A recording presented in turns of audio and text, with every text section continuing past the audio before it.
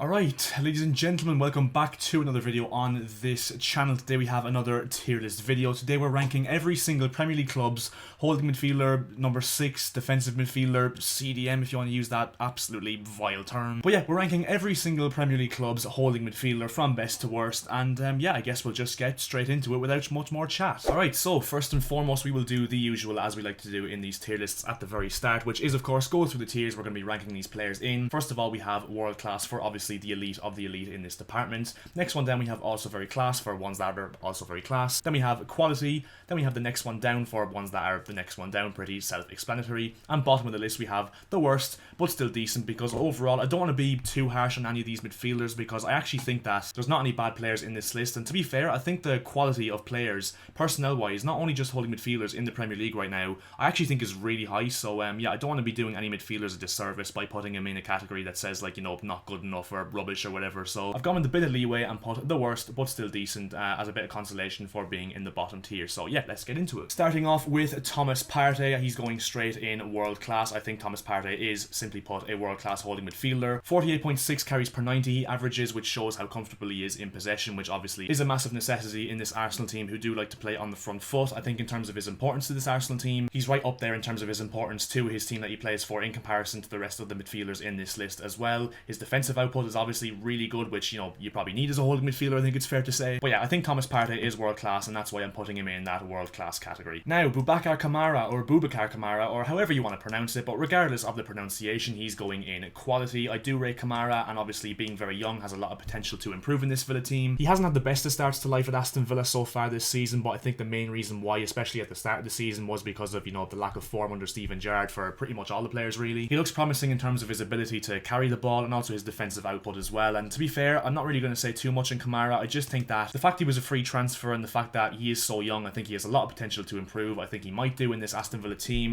under Unai Emery, and yeah, I think right now he is a quality midfielder. Now on to Jefferson Lerma, who for some reason in this picture I've just noticed has the top half of his head cut off, but yeah, to make matters worse for him, he's going in the bottom category, and unfortunately for him, it's just a case of, you know, at least one or two midfielders have to go in that bottom category in this video, even though Lerma I do think is a decent holding midfielder for what Bournemouth want in this system. He averages an aerial duel success ratio of 64.3%, which is one of the highest in the Premier League in comparison, and tackles 62.5% of his dribblers, which again is one of the highest rates. But then on the flip side, 0.77 tackles 1 per 90 and 1.07 interceptions per 90, which are some of the lowest numbers in comparison to midfielders once again in those stats as well. So overall, I think Lerma, he does a decent job for this Bournemouth team, and yeah, I think it's just a solid holding midfielder, and that's why I've put him in the bottom category. Unfortunately, because of the comparison between him and the rest of the midfielders, I will put above him later on in the tier list. Now on to Christian Norgard. Now I do like Norgard because unfortunately for the stats here, I haven't found a stat that records his distance covered overall in a match, which I'm gonna guess is absolutely ridiculously high. And he does have a good stat here, 1.98 interceptions per 90, which is one of the highest in the Premier League in comparison, but overall doesn't have great stats in terms of his on the ball abilities. 23.9 carries per 90, pass completion ratio of 73.1%, and some of his defensive stats as well aren't the best and are some of the lowest in the Premier League in terms of his tackles won and aerial duel success ratio. And that's the main reason why I've put him in the next one down, because even though I do think he offers you a good bit of balance in this Brentford team, due to the distance he covers, I think in comparison, once again, like Lerma, similar story, I think that's why he has to go in this category, unfortunately. Now, Moises Caicedo of Brighton, is he soon to be for Chelsea or Arsenal or Liverpool or someone like that? I think so, because I think Moises Caicedo is absolutely brilliant, hence why you'll just seen there I put him in also very class. His abilities on the ball are absolutely top notch. 41.2 carries he averages per 90 and a pass completion ratio of 88.3%, some of the highest in the Premier League. He tackles 67.6% of his dribblers, just one example of how good he is defensively as well, and I think Moises Caicedo is an absolute Rolls Royce. I think he's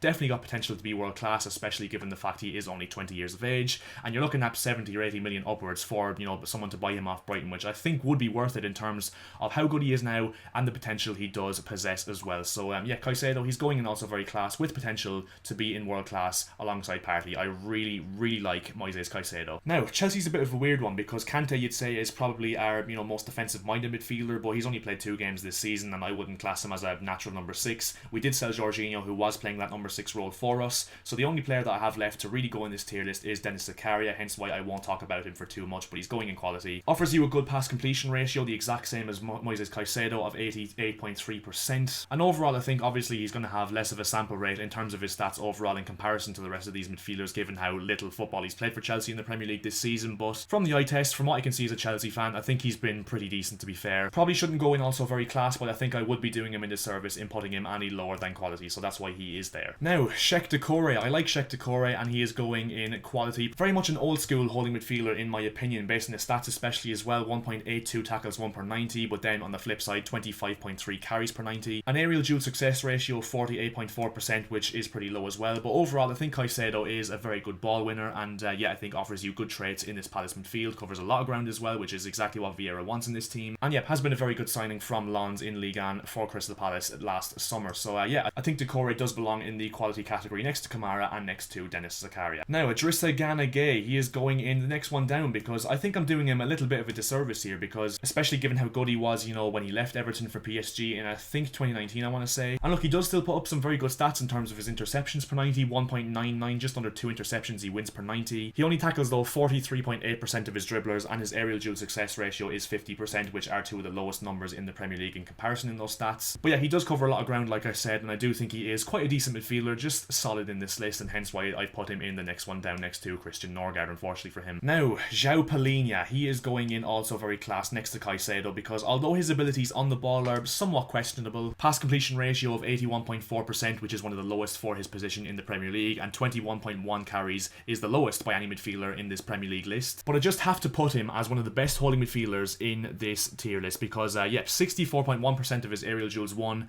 and 2.45 tackles 1 per 90, which is the highest by an absolute stretch in terms of the comparison in this list. And yeah, Palhinha is just an absolute bulldozer. He is a natural destroyer in this Fulham 6 position, and you see, you know, today against Arsenal, for example, after I made this video, how much of a difference he makes in that Fulham team defensively. So yeah, I've put Palhinha in also very class, because I think he is also very class. Now, Tyler Adams. Now, I was actually very tempted maybe to put this guy in quality, because I do think Tyler Adams is very underrated by Premier League fan bases overall, but I just think that in terms of the players above him, I'm going to put him in the next one down, just by, you know, the unfortunate scenario once again of in comparison. But his stats are absolutely top notch. 67.6% of his dribblers tackled, 2 interceptions per 90, and 1.91 tackles 1 per 90. 3 stats that are the highest, or up there with the highest I should say, in comparison to the other midfielders in this list. So yeah, overall Tyler Adams, he, you know, covers a lot of ground. He's extremely energetic and is exactly what Leeds want in this high energy system they do play, and that's why I've put him in the next one down. But to be fair, I think he's right on the brink of quality, just because I think he is heavily underrated by a lot of Premier League fans. Now, Wilfred Ndidi. This should be maybe a bit of a controversial one, because it wouldn't have been a few years ago, but he hasn't really played a lot recently for Leicester, but he's going in also very class, just because I think in terms of his overall ability to defend,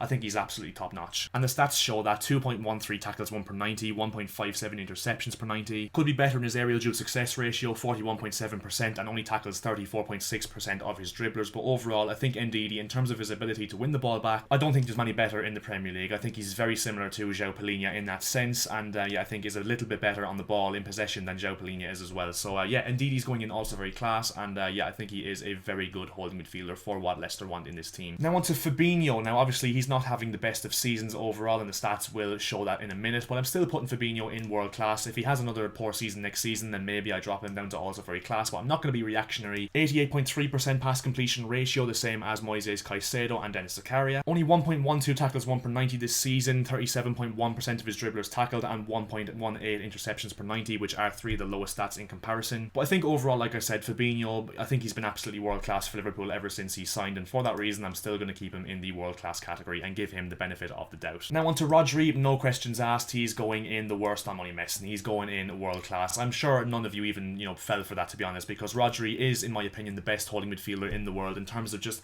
how complete he is at literally every department. 91.4% pass completion ratio, which I know he's playing in a City team that dominate the ball, but he's one of the main reasons why this City team ticks so well, because he's absolutely insane at Rodri. He wins 69.6% of his aerial duels, the second highest in the Premier League. And yeah, I just think Rodri overall, I won't even, you know, stick on him for too long. I just think Rodri is for sure the best holding midfielder in the Premier League in terms of the fact he's got absolutely everything, and yeah, he has to be in world class, no questions asked. Speaking of world class, Casemiro going straight in world class. He does like a red card, Casemiro, but overall he is absolutely unbelievable, I think it's fair to say, with what he achieved at Real Madrid over the years and in his short stint at Manchester United as well. In terms of the stats, and look, maybe he's a little bit suspect in his possession abilities overall, 77.8% pass completion ratio, the second lowest in the Premier League in this list. But just his defensive stats, right? 1.88 tackles 1 per 90, one of the highest in the league. 1.59 interceptions per 90, one of the highest in the league. 68.1% aerial duel success ratio, ratio, one of the highest in the league, and 61.7% dribblers tackle success ratio. You guessed it, one of the highest in the Premier League in this list. Need I say any more about Casemiro? He's completely elevated every single player in this current Manchester United system, and yeah, is just an absolute world beater and will be remembered as one of the best holding midfielders to ever grace the game, hence why he's going in world class. Now, Bruno Guimaraes, he is going in also very class because, to be fair, I actually think he's not really a natural number 6, but is just, you know, playing that role absolutely brilliantly, as well as playing an 8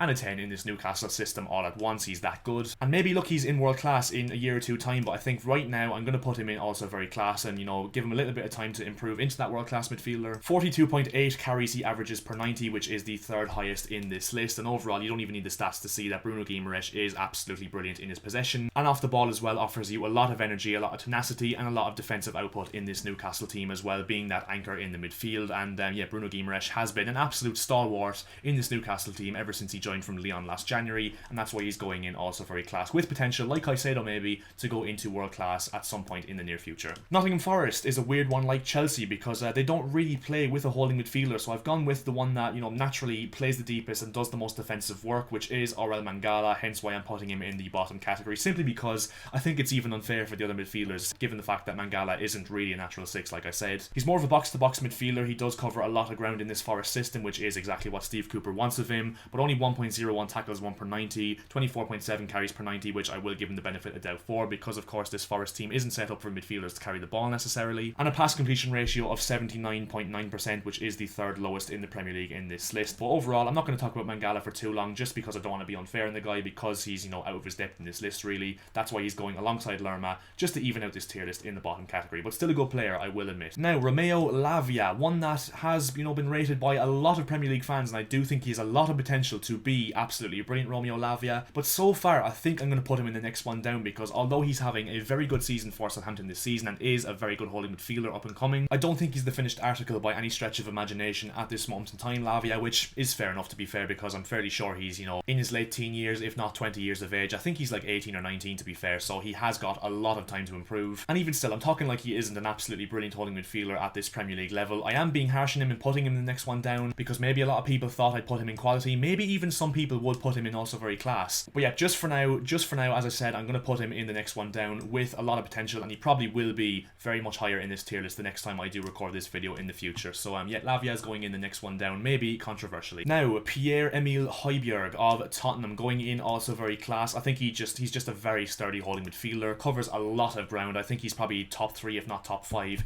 in the Premier League midfield category for, you know, distance covered. And one thing I was quite surprised about, he has an 80% aerial duel success ratio, which is the Premier League's highest in this list by some margin. He averages 45.3 carries per 90 and a pass completion success ratio of 89%, which are two of the highest stats in this list once again. And overall, Højbjerg is one that I call the shuttler, because I think he just shuttles up and down across the midfield positions and covers so much ground and wins that ball back for Spurs, and yeah, sets them up on counter-attacks with his ability on the ball. And yeah, overall I think Højbjerg is a very good holding midfielder in this list, and that's why I put him alongside some good company there in also very class. Now onto the penultimate one, Declan Rice. He's going alongside some good company once again in also very class. I think Declan Rice is one that gets his fair share of criticism, which I'm quite surprised about, because I think he's definitely England's best holding midfielder and will be for a number of years now, and I think he is very, very good. And some of the stats prove that 65.4% of his dribblers he does tackle, which shows how comfortable he is defensively and how good he is in winning the ball back. 40.3 carries per 90 he averages, which once again suggests how good he is in possession and how comfortable he is